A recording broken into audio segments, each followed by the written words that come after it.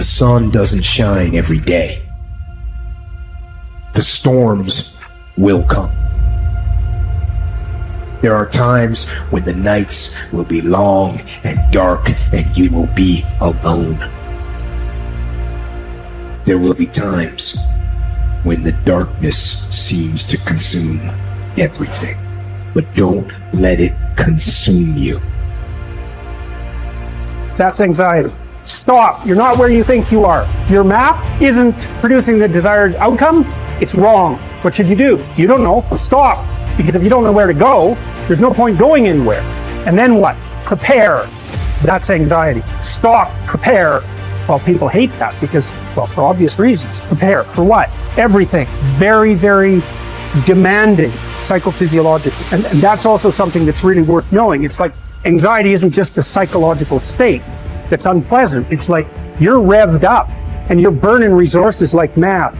And you're in a biochemical state such that's optimized for quick action, but that's toxic if you inhabit it for any length of time. So not knowing what to do, that is not good. And it isn't just that it makes you feel bad, it's you're running your machinery faster than you can replenish it. For some reason, there is this facade that life should be full of happiness and without its suffering, which actually makes us suffer even more. Because when we get sad or something bad happens, we do not only feel bad about the thing itself, but we also feel bad because our life is not the way it is supposed to be. Not realizing suffering and sadness is just a part of life, and they're inevitable. Unless you learn your lesson, it will keep hurting. Not only it will never stop, it will also keep increasing the amount, so you won't get used to it. And it doesn't matter how you get knocked down in life, because that's going to happen. All that matters is that you got to get up. You have to get up.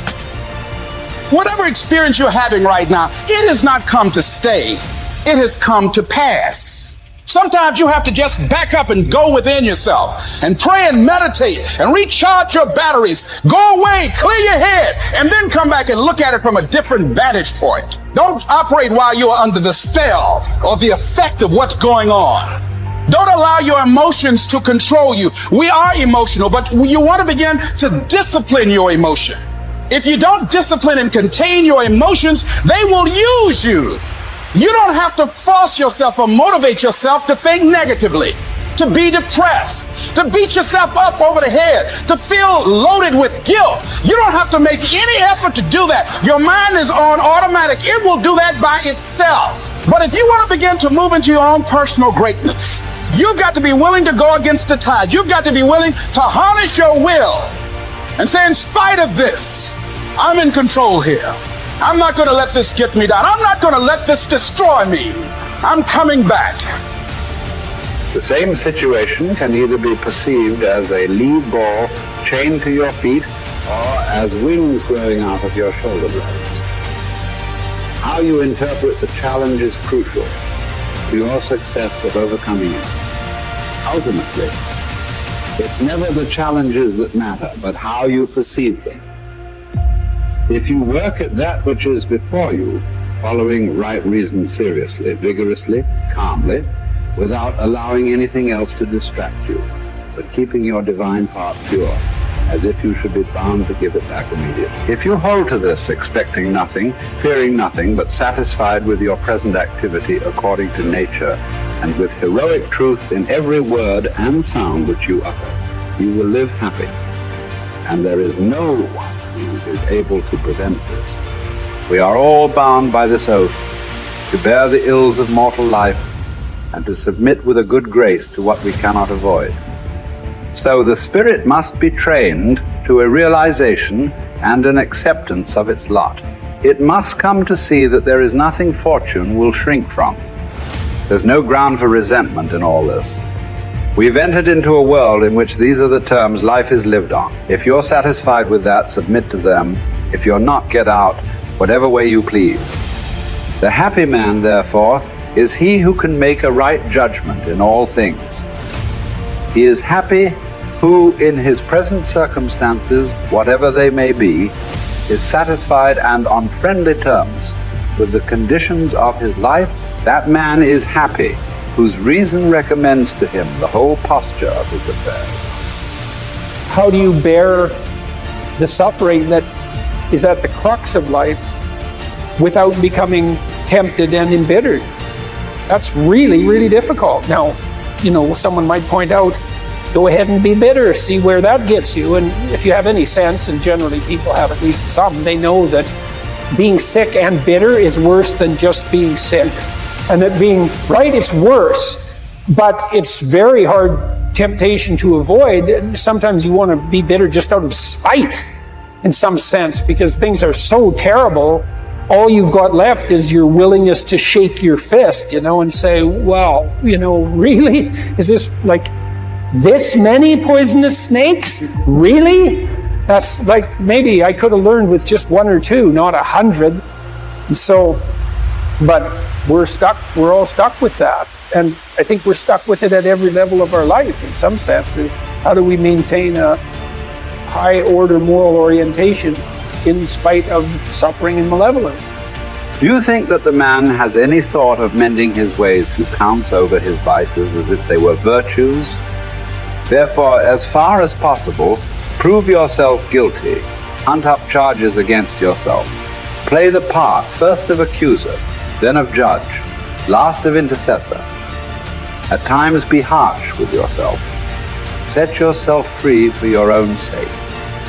Gather and save your time, which till lately has been forced from you or filched away, or has merely slipped from your hands. Make yourself believe the truth of my words. That certain moments are torn from us, that some are gently removed, and that others glide beyond our reach. The most disgraceful kind of loss, however, is that due to carelessness. Furthermore, if you will pay close heed to the problem, you will find that the largest portion of our life passes while we are doing ill, a goodly share while we are doing nothing, and the whole while we are doing that which is not to the purpose. What man can you show me who places any value on his time, who reckons the worth of each day, who understands that he is dying daily? We are mistaken when we look forward to death. The major portion of death has already passed. Whatever years be behind us are in death's hands. We should not manifest surprise at any sort of condition into which we are born, and which should be lamented by no one, simply because it is equally ordained for all. Yes, I say equally ordained, for a man might have experienced even that which he has escaped. And an equal law consists not of that which all have experienced, but of that which is laid down for all. Be sure to prescribe for your mind this sense of equity. We should pay without complaint the tax of our mortality. If you're looking for certainty, the reality of suffering is certain. I mean, what do you accept as evidence above all else? That's a good question. That's a hard question. But I would say pain is up there. It's very difficult not to believe in the reality of your own pain. It's somewhat easier not to believe in the reality of other people's pain. That's not so easy either, but it's your pain seems to be undeniably real. And so it does beg a question, which is, if pain is undeniably real, is that which overcomes pain even more real?